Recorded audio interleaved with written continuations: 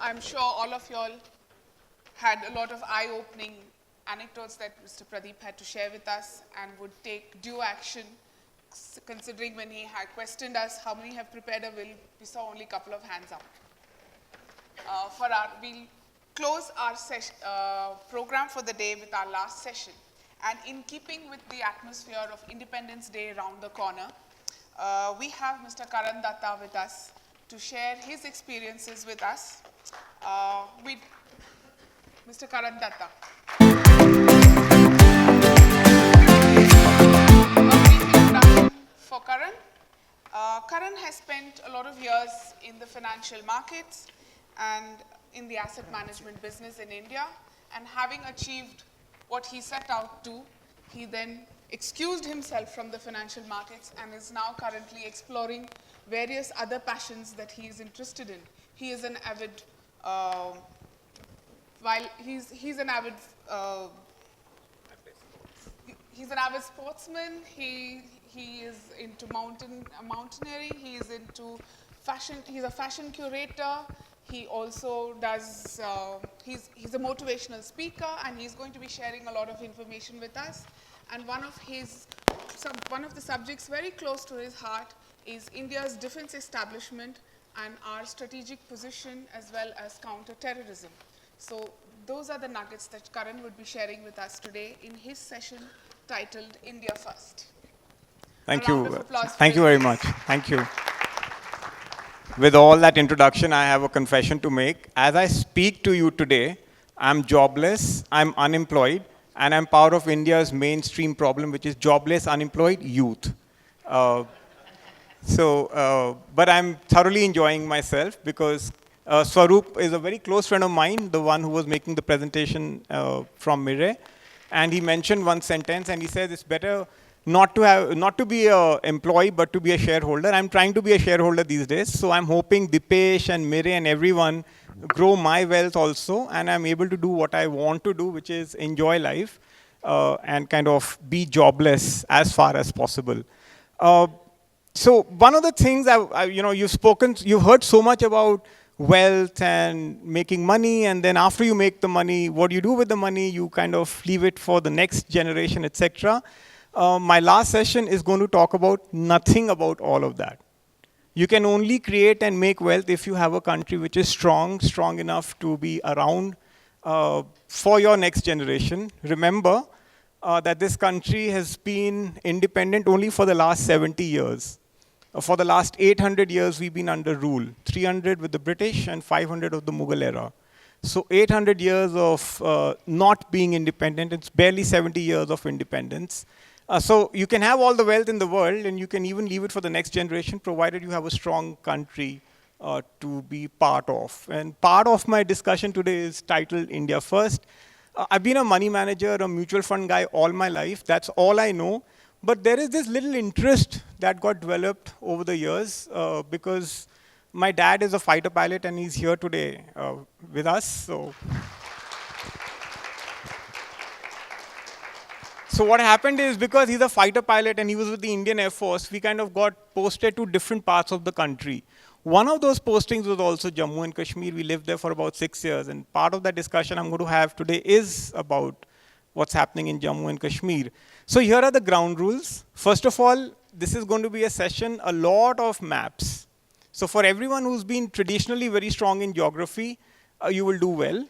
But for those who have not been very strong at geography, please make sure that you can see the slides. I don't want you to, have the exact idea, but just get a sense of what I'm trying to explain.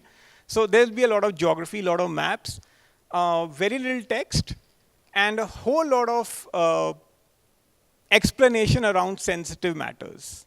So some of them you may not like, some you may like. It doesn't matter for the time being, because I'm just asking you to have an open mind, listen to what I have to say, and then we can have a discussion about it, or if you have any questions. But what I'll need you to do is focus a little bit around the maps and some of those issues, so that we can then have a candid conversation. This is not political, this is neither religious, but this is, in my assessment, a bit of a learning I've had over the years, speaking or understanding the topic of India First and counterterrorism. Is that okay with all of you? Are the rules okay? And if you do think that you want to ask me something, then please stop me in the middle, and I'm very happy to answer that. But before we start or do anything, I want you to stand up because I want you to listen to the national anthem. I'm going to play the national anthem. It's a very special anthem. After it is played, I'll speak about it. So.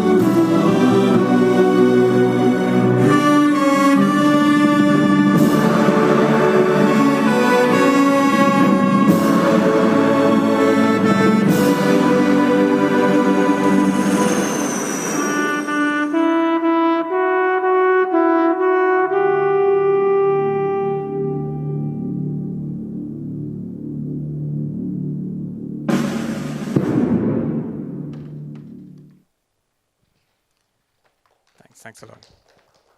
It's very beautifully shot. It was shot by friends of mine. They had to go to Siachen, and I don't know if you read at the start of the clip, it says that temperatures out there are kind of minus 40 and kind of minus 50. Just to give you perspective, that's me and my dad flew in today from Delhi when the captain announced the temperature outside when we were at 35,000 feet. It was minus 50. So that's the kind of temperatures that your soldiers are fighting in. This has been going on from 1984. Siachen was occupied in 1984. It's the highest battleground in the world.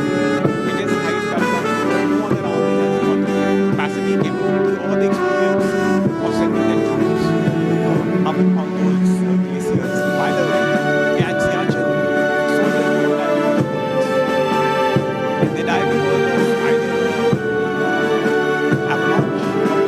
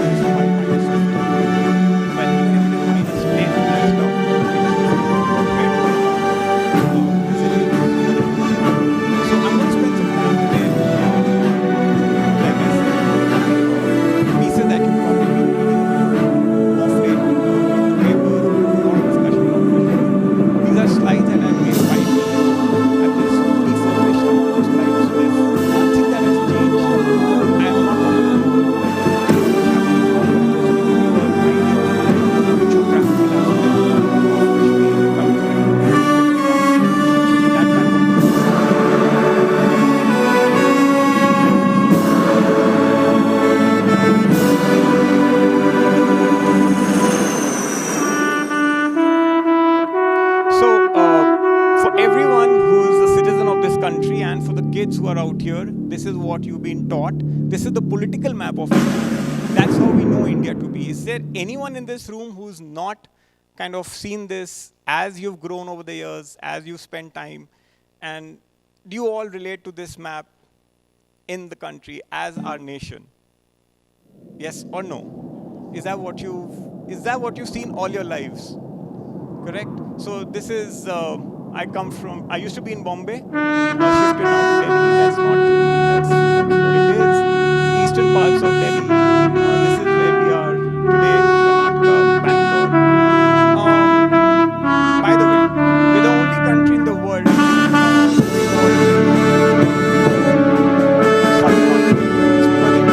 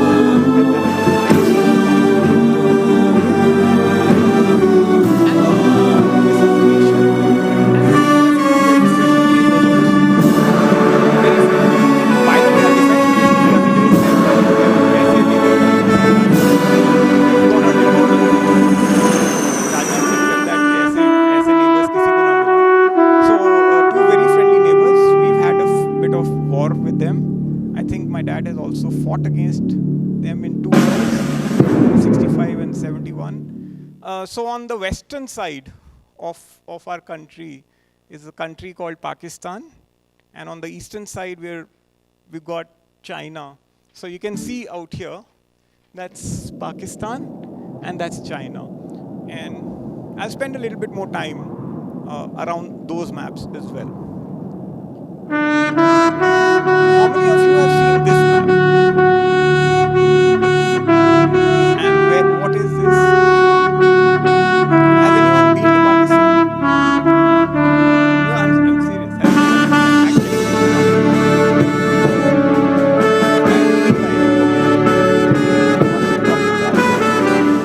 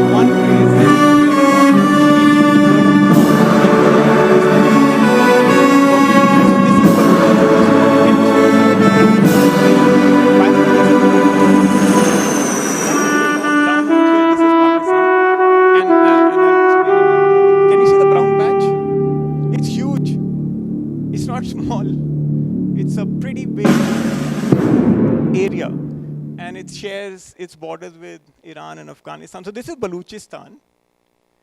You know there is a Sindh in Pakistan as well. And so this is Balochistan, this is Sindh. And if you combine the two places, that's virtually 50% of Pakistan. I mean, I'm just giving you an approximate. It may not be, it could be 45, 40, whatever. But that's almost 50% of Pakistan. So both Balochistan and Sindh today are disputed areas. They were not supposed to be part of Pakistan at the time of partition. In fact, the accession was not supposed to be there. And I'm not going to get into those details, but just sharing with you that within Pakistan, two massive states, virtually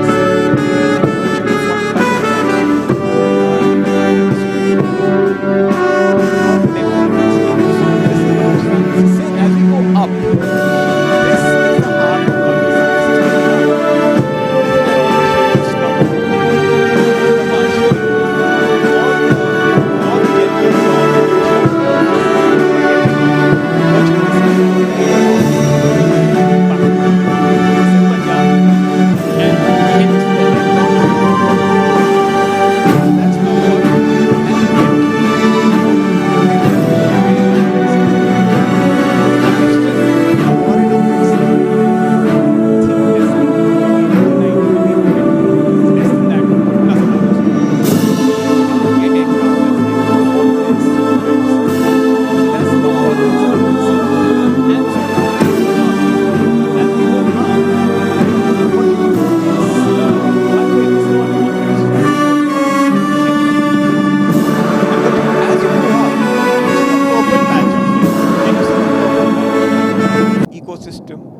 as per them.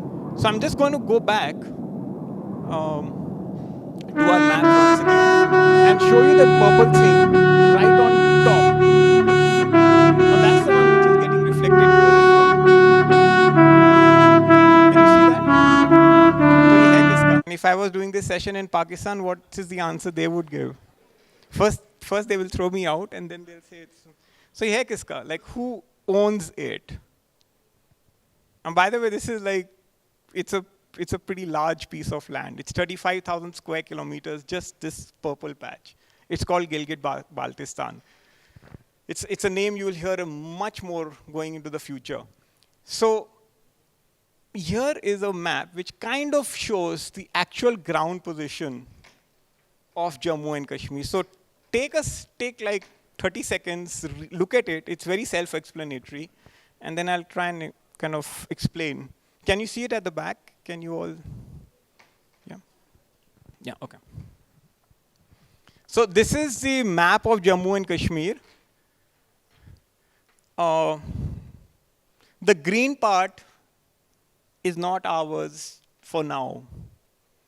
The green part, or what you see on the head, is actually what you said as Pakistan-occupied Kashmir.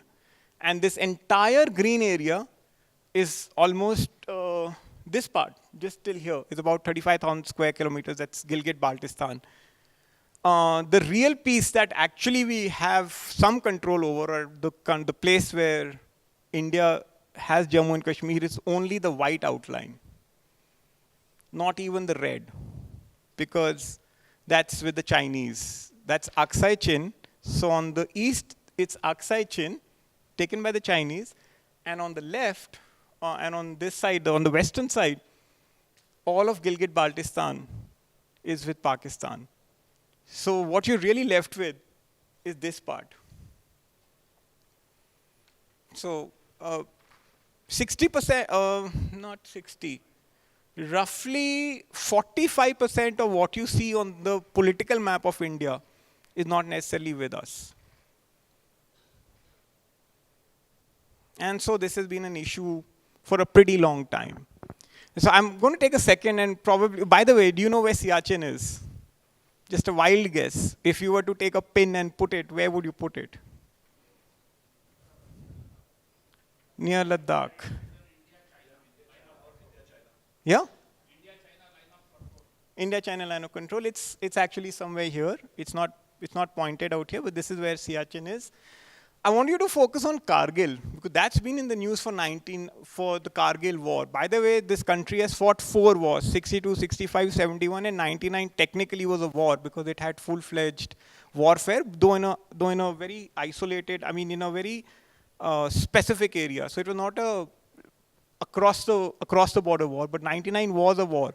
This is Kargil. And what is amazing is that that too was fought on the line of control. Not necessarily here, but right pretty much, within the borders of Jammu and Kashmir, within the borders of India. And I must tell you one more thing, that this couple of, what we just saw, we saw the movie Uri, right? I mean, you saw our troops going in, special forces.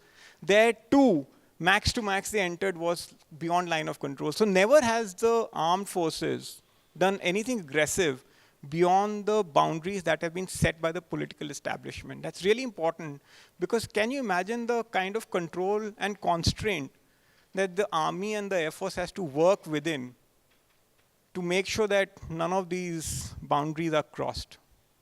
So it's quite a remarkable job. And for the first time, the air force and the army have had permissions to cross the LOC in areas which politically are dominated or meant to be with India anyway.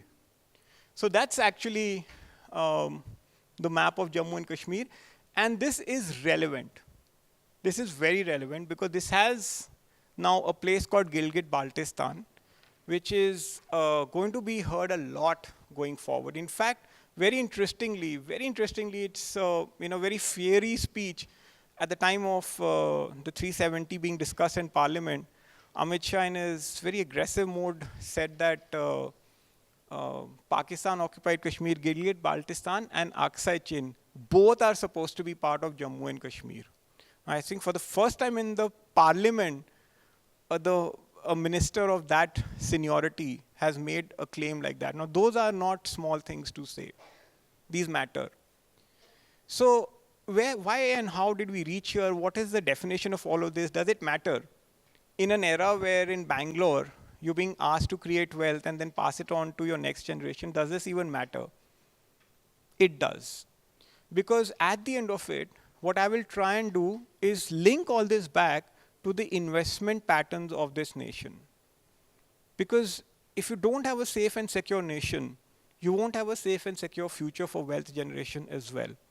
And by the end of the last slide, I'll try and explain what I meant by that. Because at the end of it, I'm an investment professional. My job is to, make sure that you create wealth as well. So I will link it all back to investments. But if this is not sorted and sorted soon, then we have a kind of a problem that you've seen for the last 70 years. So I'll just step forward. I'll just go ahead. So that was Jammu and Kashmir. How many of you have been to China? I've also been there. So this, how many of you have seen the map of China? Okay, cool. That's nice. So this is the other Vishal Desh in the world, China. It's an incredibly, I mean, I don't need to speak about China. It's now, by the way, 25 years ago when I started my career, there was a paper I read which was India versus China. There was a debate on the economic parameters, the parallels. 25 years later, I read papers which are China versus US. See how the paradigm has shifted. In 25 years, the competitor has changed. It's a country which is, again, like, it's a massive country. And it's got, I mean, it's quite fascinating. Unlike India, which has got so much diversity, this country pretty much lives by its sea. And I'll explain what I meant. This is the, these are the Himalayas. That's where the Himalayas, and then they have the Gobi Desert, the second largest desert in the world. The number one is Sahara, and then they have Gobi Desert. So you leave the Himalayas, you come away from the Himalayas, suddenly you go into the desert. As you come towards the sea, the Yellow Sea, East China Sea, Sea of Japan, that's where you see China starting to really, you know, its cities, its ports, its trade, everything dominated, and that's obvious, very obvious, because if you notice the world's history, is dominated by sea, oceans. Countries that have dominated the ocean have dominated the world, which is true today as well. The world's dominant player, the number one player, the world's supreme power today is the US. It dominates the oceans. And just wanted you to have a look at the map, because these seas out here are important. I'll show you why. East China Sea, South China Sea, because this Vishal Desh is also trying to be very, very powerful in its area. And I'll talk about it in a second. But before that, I wanted to show you something which I picked from Google the other day. I was just kind of going through. And the point I was making that the power of a nation is demonstrated by the ocean coverage. It's because of this. For all of us who think that India has more land border to cover, that's actually true, but not totally true, because you've got more ocean and sea to take care of. It's obvious 60% of the globe or the earth is anyway dominated by the oceans. So it's a map of India, just inverted. And you can see that if we don't control the oceans, we'll be in trouble. So what do I mean, control the seas, control the oceans? So this is how the Chinese are doing it.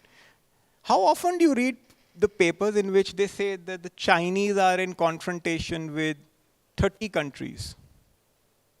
Have you read those reports? That they tend to dominate all those countries. It's not less than 30, and I'm not kidding.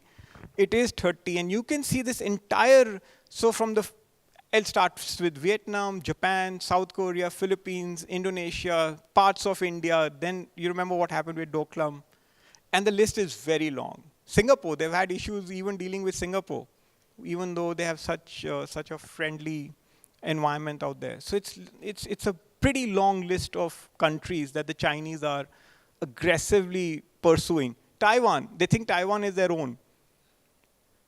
So what I've done in this, this is all, by the way, none of this has been made by me. I've just picked it up from the web. And all of this is available freely on the web. I just put it all together. And this kind of shows the dominance of the Chinese around their parts of the world.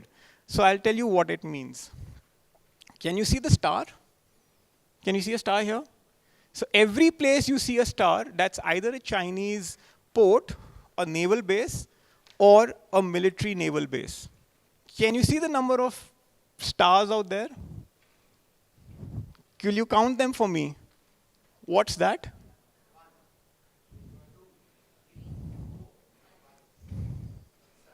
And we'll stop at 7 for a minute, because that place is gone. The entire South China Sea, China, all of that area, that's dominated. That's gone. As you come into 7, you start coming into your part of the world. Now, this is called Indian Ocean region. So at 7, we kind of get our first flags, Port Blair, and these are bases that have got real, I mean, I don't want to get into the details, but there are, and I may be wrong, but they now got, we got Air Force bases now, full-fledged command bases, which were never there earlier. And some forward fighters, etc. So anyway, as we come to 7, we start getting Indian maps out here. 8, Myanmar. 9, Bangladesh. And Bangladesh just signed, they actually signed an agreement with the Chinese to create nuclear submarine bases out there, which is quite incredible, right under our noses. So 9. 10, Sri Lanka, Hanbantota. It's a port that is totally run by the Chinese, and this is where, forget making the base. Here the nuclear submarines came and docked also, before this previous government, before the Sri Lankan government. 10, 11, and 12. You know what 12 is? That's Gwadar. And Gwadar, again, we'll keep hearing a lot about this. And you know where Gwadar is? Balochistan. And Balochistan is a disputed place. So as you start seeing all the stars, you will see that the stars are being put, but parts of them are in disputed areas. So there's 12, and then there is 13, and then you go right into 14. And these are purely for strategic interests. By the way, the largest investors in Africa are now the Chinese. So by this, what I'm trying to show all of you is that sometimes what you see is not necessarily the truth. What we are dealing with is not necessarily Pakistan. And so I want to get into a little bit more detail. Why am I showing you all this? And eventually, what has that got to do with your mutual fund investments? Remember, this is an investment conference. I have to tie it back to you creating wealth. So you see all this, and you see that these dots, etc., coming up. But the good news is that our flag is starting to pop up. So the good part is, this is so big, itna vishal hai, ye apna Indian Ocean is so big, कि इसके coverage में ना थोड़ा दम लगेगा.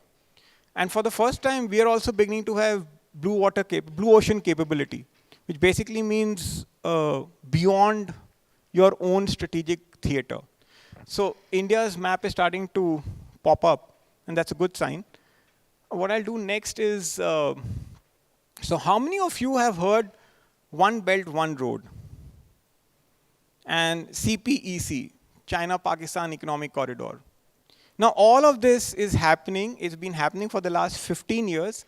Forget happening. It's already got constructed. So for the first time, now just imagine, you got sea routes, which I showed you, and now you got land routes. From Beijing, you can go all the way to Turkey by road or by train. Actually, these trains are so powerful, the tracks are so powerful, they can actually carry heavy tanks as well. All of this is prepared, ready. This trade already started. And interestingly, where does this road go over?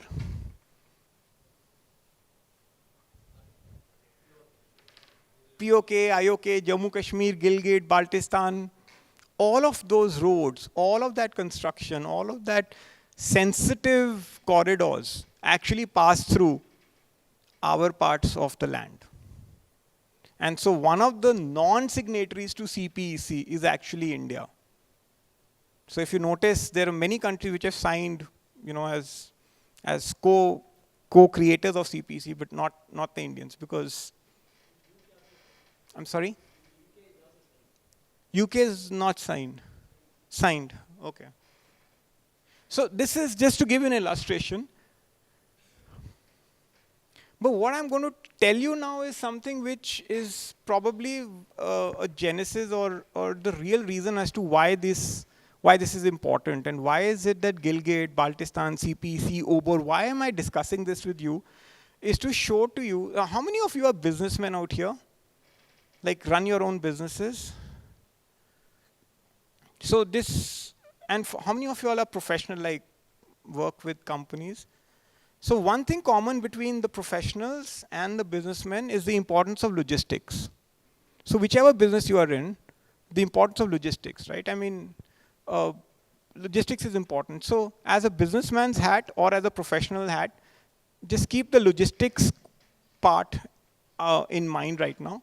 What I'm going to show you is anyone from any case from the merchant navy out here? Anyone? Anyone with a shipping background? Okay, you have a shipping background. You worked in the shipping world. So if I say something wrong, then step in and correct me. But I want to show you a shipping route. It's a shipping route of if an oil tanker took off, I mean, it just left the shores of let's say, if it left from Beijing, the shores, and took a route to take oil from the Middle East, Iran. Let's just say that it takes oil. The red line is the route. It's a route that it will have to follow. The oil tanker from China will have to follow this route. Okay. Now look at where it passes from. It passes from the South China Sea. We saw that it kind of dominates that part. Philippines. It gets into Malacca. All of this is Singapore out here. By the way, these are the most populated sea routes. This is where the tankers really, there's tremendous traffic here. And then it has to come into our part of the world. So an oil tanker getting oil from Iran into Beijing has to pass through the Indian Ocean right under our area. And then it passes through the Arabian Sea, goes into Iran, picks it up, comes back. Any idea what the distance is? Or how much time it would take? Sorry? It is 13,000 kilometers.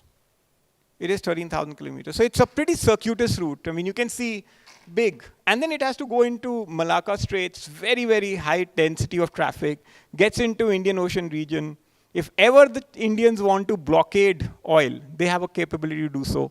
And then goes here, comes here. What if this red is replaced? What if this route is replaced over time? What if it's not required? Even if it's required, its dependence is less. And what if you just create the green line, where you create a port which is 150 kilometers away from Kuwait called Gwadar, put it in Balochistan, invest in the green line called the CPEC, which is all of economic corridors within Pakistan, create a highway. The highway runs across into supplying oil here. How much do you think the distance reduces by?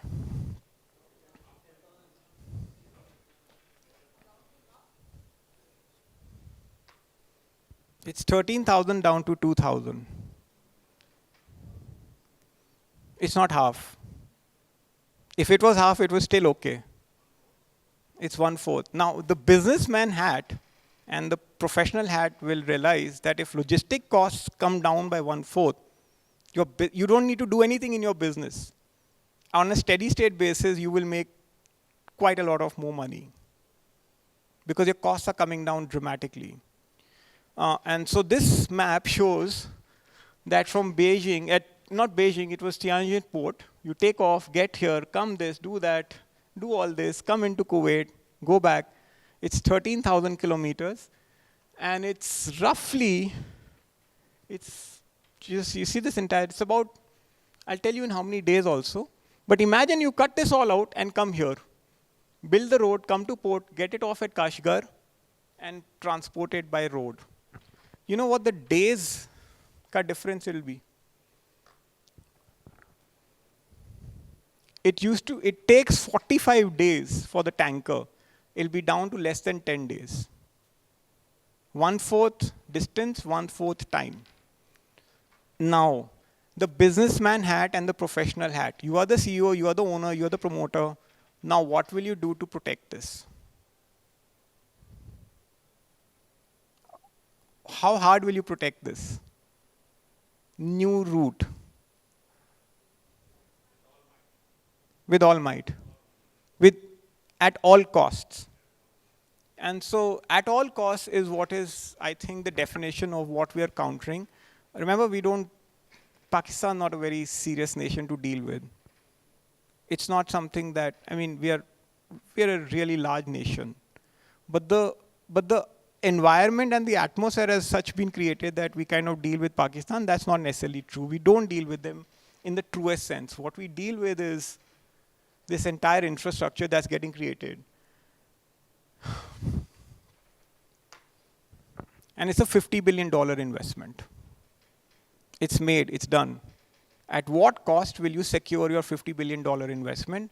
In my opinion, that is the Kashmir problem. Because the minute the Indian government starts asking for its land back, whether it is in Gilgit, whether the Baluchis want it back, whether it is in Baltistan, the minute there is questions around asking for that land back, you do not have access to your $50 billion investment. So the only way to keep this off your table is to create another sector, which to my mind is the Kashmir problem. It's not religious, and it's not political either. It's a complete creation such that the Indian government is so muddled up and so concentrated on solving their own problems that they don't even see what's happening around them. While I'm giving it in a very simplistic explanation to this, and it may sound very basic, but the fact is that it's too big an investment that the Chinese have made. And they have to keep this particular government and the generations before occupied into thinking our current problems. Because the minute we free those problems up, that's when we'll start looking at what's going around. And if you start questioning, like Amit Shah did, he said, Gilgit mera hai, Aksai Chin bhi mera hai. Suddenly those questions will become very, very tough to answer. So one of the things I want to also leave you back with is, by the way, Pakistan has become, there are 23 provinces China has. Pakistan has become the 24th province of China. You will be probably surprised to know that Karachi Stock Exchange, 40% of Karachi Stock Exchange is owned by the Chinese. So this, to my mind, is the background on some of the issues that you'll keep hearing about 370, 35A. Those are steps in the right direction. But the real issues are starting to get solved now. I've got little time now. I don't know how much time I have. 5 to 7 minutes. So in 7 minutes, I will try and close out an even more sensitive topic, something that you and me deal with on a very, very routine basis. It is the issue of terrorism in India. And I'll kind of rush through this one so that I can come to a conclusion on what I want to, lay it all with. So this was a bit of a Kashmir thingy, but I want to explain terrorism and India. By the way, every time the Prime Minister of this nation walks into any country, his number one agenda is what?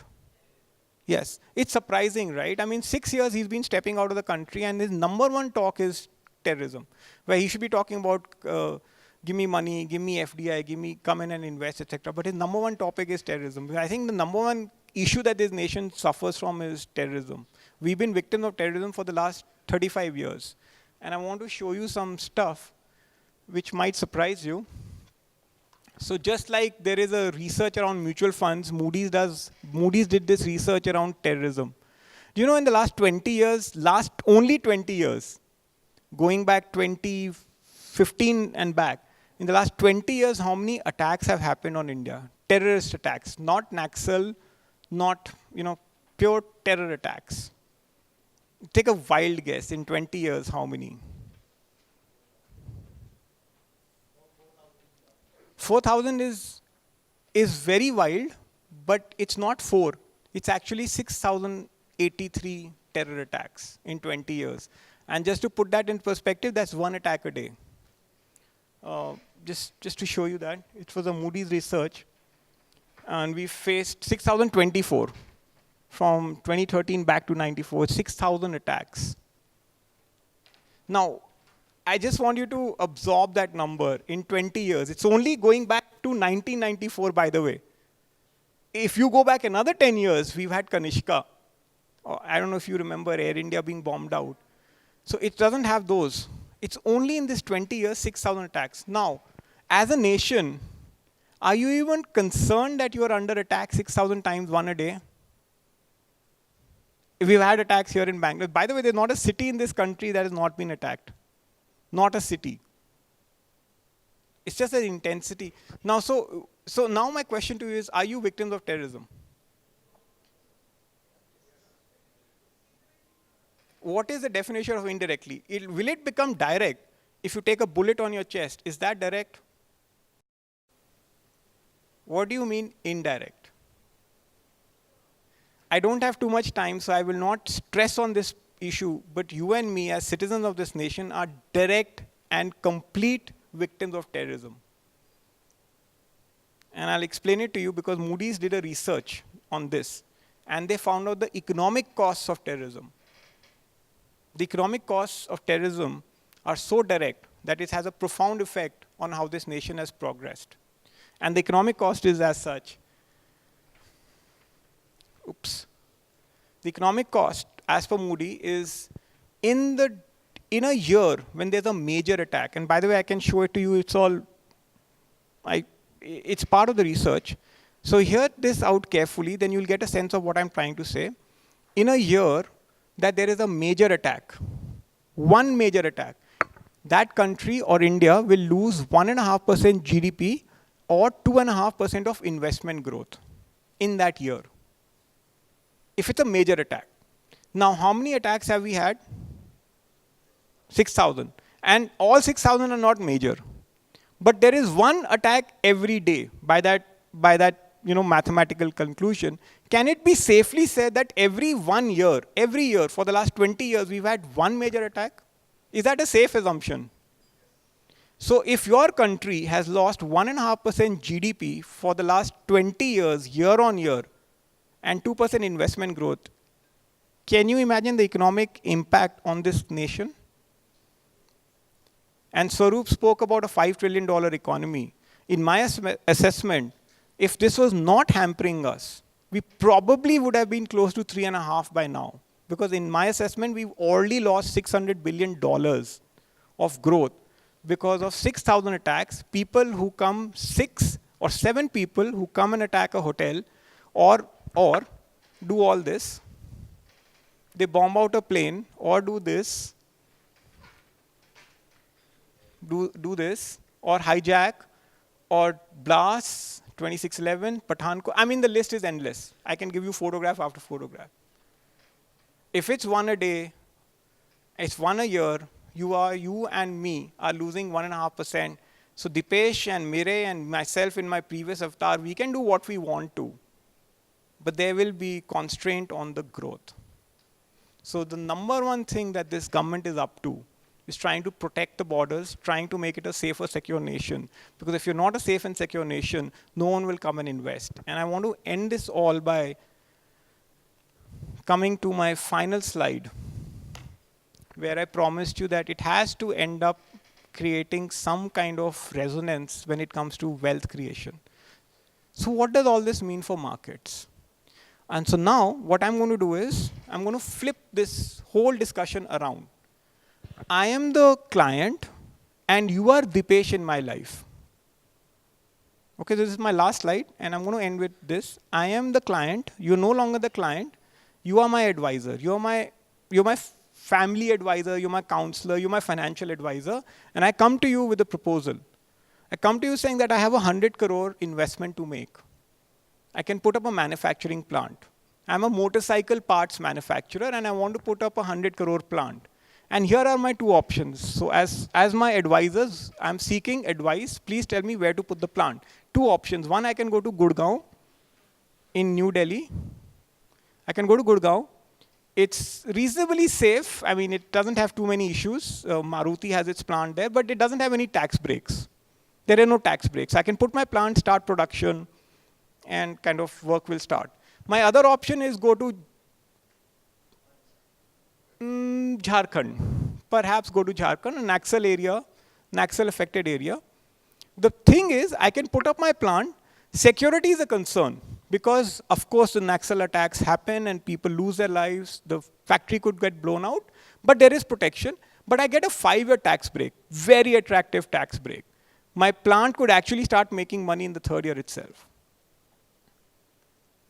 Where are you going to put my 100 crores? In Gurgaon or in a Naxal affected area?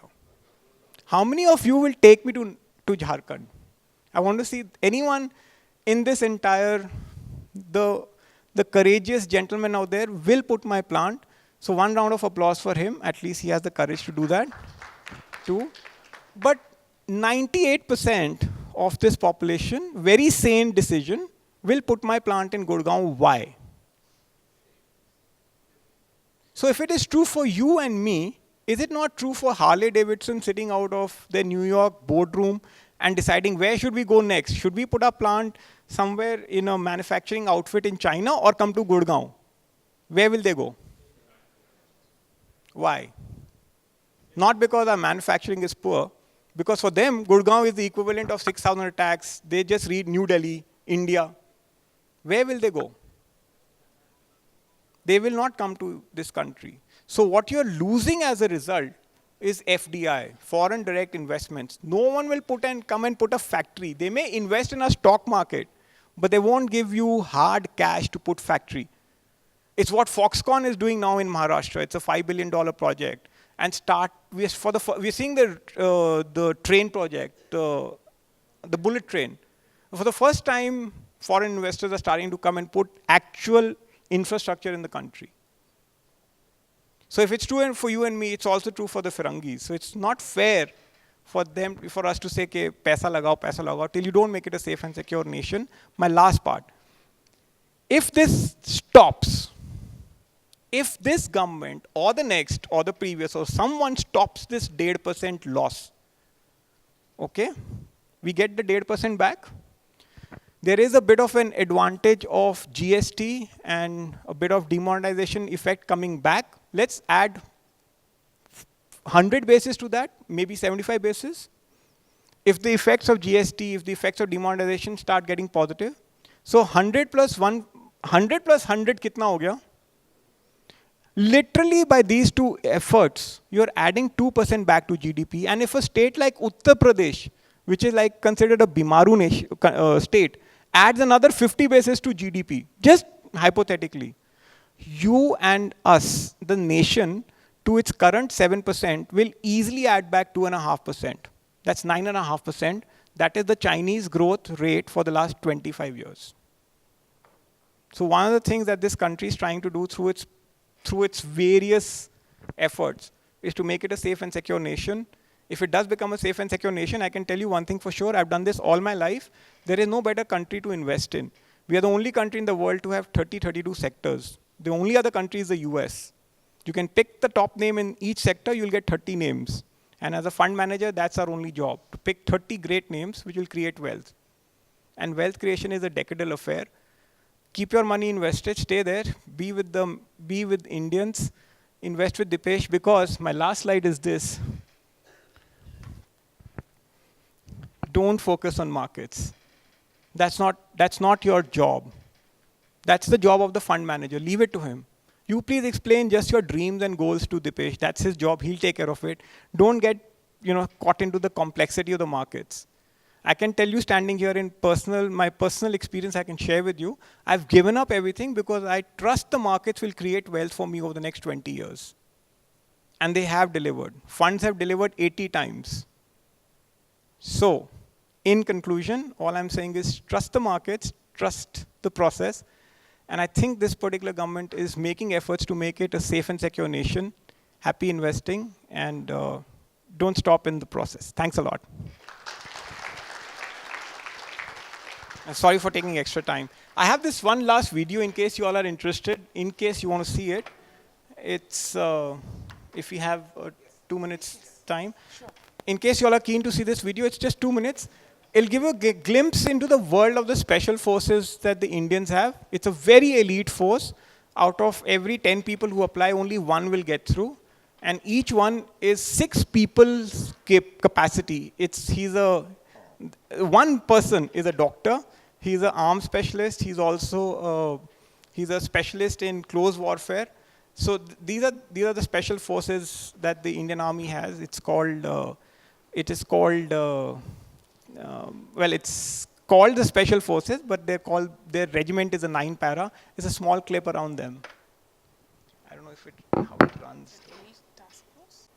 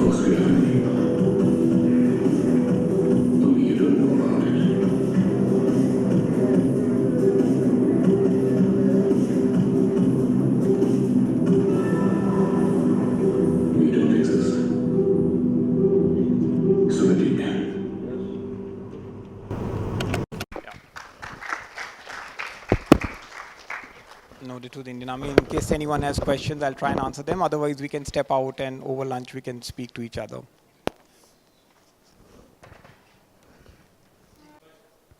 No, the whole country should focus on the economical aspect, then everything will become all right, not on any other aspect. Because you are, see, a lot of things you are told.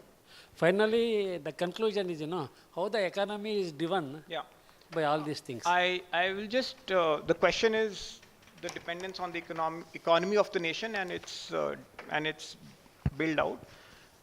I just will, so what I'll do is I won't spend too much time on this simply because my entire discussion was economics, by the way. It was only economics. I didn't speak anything else. I just showed you some maps, but I took you to the world of a $50 billion investment has to be protected. And then I explained to you the GDP loss. So in my entire discussion, for a minute, I didn't appeal to your nationalistic pride. I just said, if you want to make money, please protect your borders. So it's only economics. And which is what the current government is trying to do, speak economics. They're not trying to, they may be sounding nationalistic, but the end result is economics. So this problem is only economics. Yeah, so I have tried to address your subject, but through a different route. Thank you. Any other question? Otherwise we can. Okay, thank you so much. You've been very, very kind to me and for listening me out. Thank you very much. Karan, just a moment. I'm sure all of you enjoyed Karan's session, a little hutke from the morning 3 sessions. But of course, he finally told us that, you've got to protect everything so that you can protect your wealth. We now request Karan's father, Mr. Datta, as well as a client, Mr. Ashok Tilasara, to come across and felicitate Karan. A round of applause.